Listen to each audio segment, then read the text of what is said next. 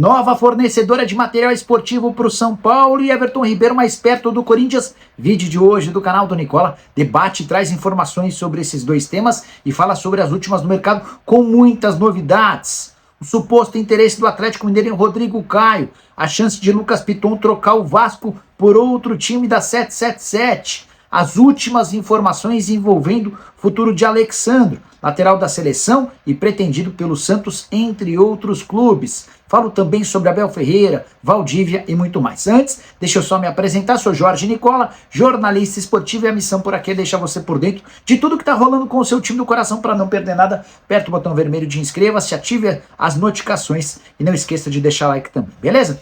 Bora contar que todo esse conteúdo é um oferecimento de Win. Estou colocando na tela todos os jogos da fase de ida das oitavas de final da Copa do Brasil, que começa nessa terça-feira com um jogaço. Tem Fluminense e Flamengo, para mim dá empate. Na quarta, Santos e Bahia dá Santos. Palmeiras e Fortaleza dá Palmeiras. Grêmio e Cruzeiro empate. Sport e São Paulo também empate. Atlético Mineiro e Corinthians, vitória do Galo. Atlético Paranaense e Botafogo, vitória do Furacão, além de América e Internacional, vitória do América ou empate. Por que eu tô dando meus palpites? Para te ajudar na hora H, pegue agora mesmo o link que está no comentário fixo, faça seu cadastro na Win e não esqueça de usar o código NICOLA500, que vai te garantir mais de 500% de bônus no valor do seu depósito. Combinado? Vem se divertir comigo na Win. Bora começar o vídeo com o tradicional giro de notícias. A primeira informação é sobre o Palmeiras de Abel Ferreira, que foi absolvido no STJD em julgamento por conta da sua expulsão contra o Cuiabá na abertura do Brasileirão. Ele havia sido incluído no artigo 258 e poderia pegar até 6 jogos de gancho. Nada disso aconteceu, ele está absolvido e vai seguir trabalhando normalmente.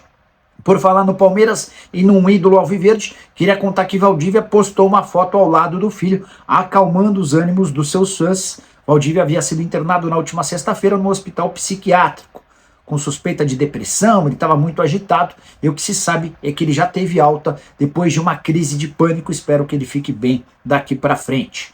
Bora falar sobre o Fluminense, que tem como grande vítima o Gabigol. Explicar essa história direitinho. Tem Fla-Flu a partir das 9 horas, você sabe, né? E o Gabigol tem no rival de hoje à noite o seu grande adversário. Ele já marcou com a camisa do Flamengo 10 gols em 20 clássicos disputados. Nenhum outro time do Rio tomou tantos gols do Gabigol vestindo a camisa rubro-negra.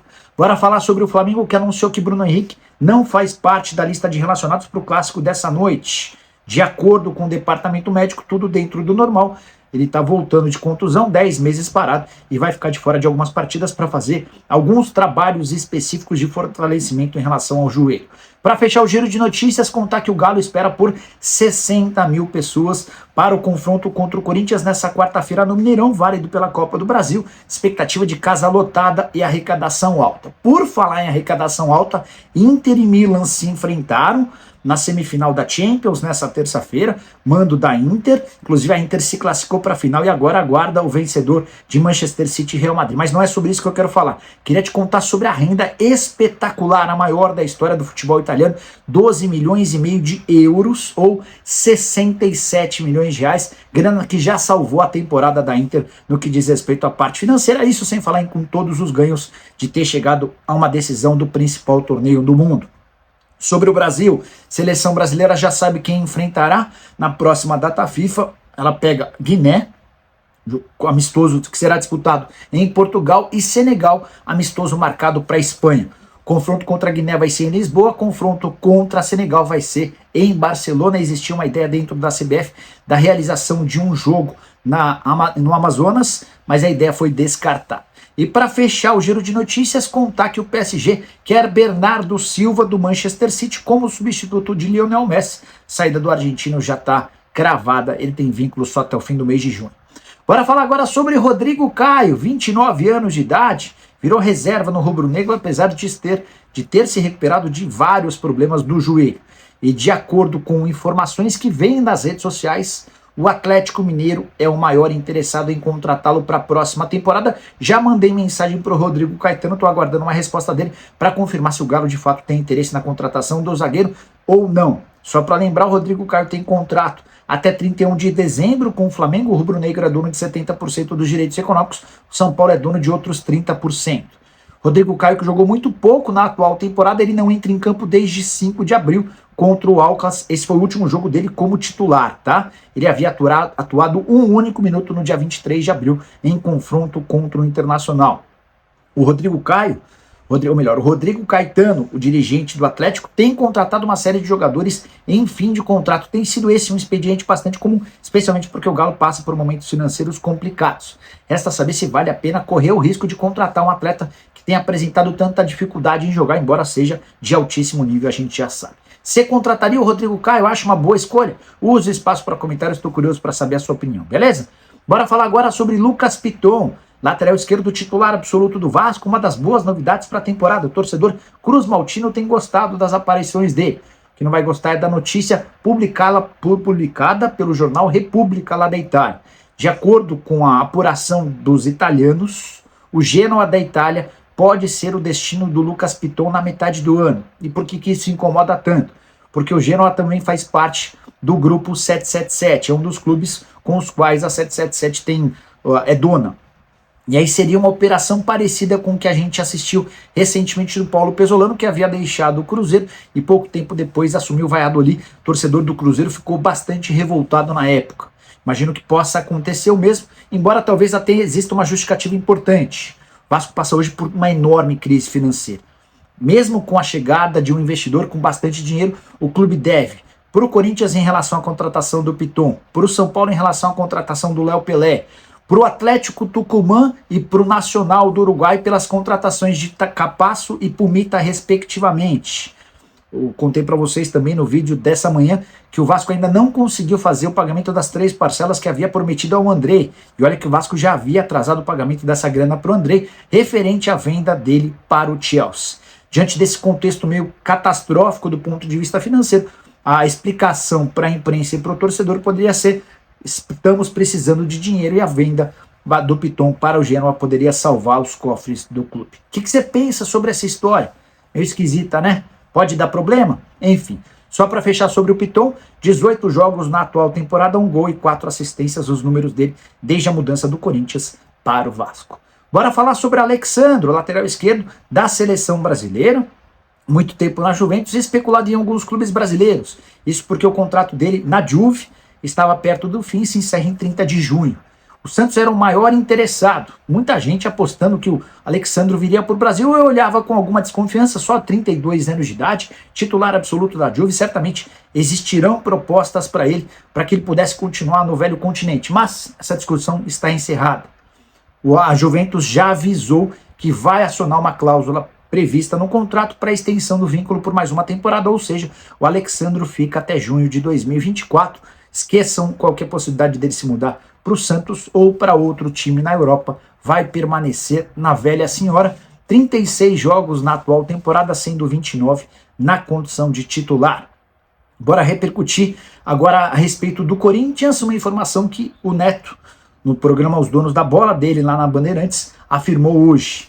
Neto cravou que tem grande chance de o Everton Ribeiro virar reforço do Corinthians para 2024. Eu vou reproduzir o que o Neto falou. Abre aspas.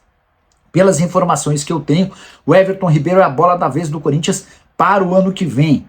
O que eu sei é que o Everton está conversando com o Corinthians e que provavelmente ano que vem ele jogue no Timão, independentemente da eleição para presidente em novembro, fecha aspas.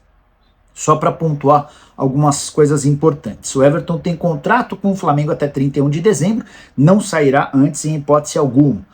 Não parece fazer tanto parte dos planos do São Paulo, ele até vem jogando, mas não com tanta frequência, especialmente a partir do momento em que os reforços pedidos pelo técnico argentino chegarem. A tendência é que o Everton perca espaço, e o Neto avisa que o Corinthians já conversa para assinar um pré-contrato na metade do ano e apresentá-lo de graça no ano que vem. No seu programa, o Neto ainda disse o seguinte, abre aspas, vai ser uma contratação incrível para o Corinthians, cabe tão bem, mas tão bem, que é quase unanimidade dentro do clube, envolvendo comissão técnica e também em relação ao Duílio Monteiro Alves, fecha aspas. Queria saber a sua opinião. Everton Ribeiro cabe no Corinthians? Poderia se mudar para outro clube? Cheguei a contar para vocês na manhã dessa terça-feira que uma suposta proposta de 4 milhões de reais por mês de salário que teria vindo do mundo árabe não confere. Essa oferta apareceu para o Everton no final da temporada passada, início desse ano, e o interessado era o Al Nassr, que não tem mais a intenção de contratar. Bora fechar o vídeo para falar sobre o São Paulo com informação também super importante. O Tricolor não confirma, mas tem conversas avançadas com a New Balance para ser sua nova fornecedora de material esportivo. São Paulo tem contrato com a Adidas até dezembro desse ano, já está claro que não vai renovar. Todos os problemas que você possa imaginar existem nesse casamento, que vai se encerrar assim que o contrato terminar. São Paulo admite conversas com algumas interessadas e eu consegui a confirmação com uma pessoa envolvida nas tratativas de que a New Balance avançou bastante para se tornar fornecedora de material esportivo do São Paulo a partir de 2024. Esse acordo precisa ser fechado nas próximas semanas para que exista tempo para que a New Balance providencie, a New Balance ou qualquer outra empresa, providencie os uniformes que o São Paulo vai usar a partir do ano que vem. Como é que funciona essa história? É até legal contar um bastidor. A New Balance tem contrato de exclusividade com o Red Bull Bragantino. Há uma previsão, inclusive, de que caso a New Balance feche com outro clube, há necessidade de pagamento da multa. Fui conferir essa história com uma pessoa da minha confiança em Bragança Paulista. A pessoa admitiu que existe a multa, embora a multa seja pequena, e que o Red Bull Bragantino já foi avisado das tratativas avançadas entre São Paulo e New Balance. Então dá para dizer que a menos que surja uma enorme reviravolta, tudo indica que a New Balance será a nova fornecedora de material esportivo do Tricolor.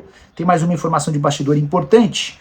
Houve uma mudança na representação da New Balance no Brasil. Agora ela é representada pelo Grupo DAS, que tem a intenção de tornar a New Balance mais popular. Até por isso o projeto de fechar com um clube de massa como o São Paulo, terceiro clube mais popular do país.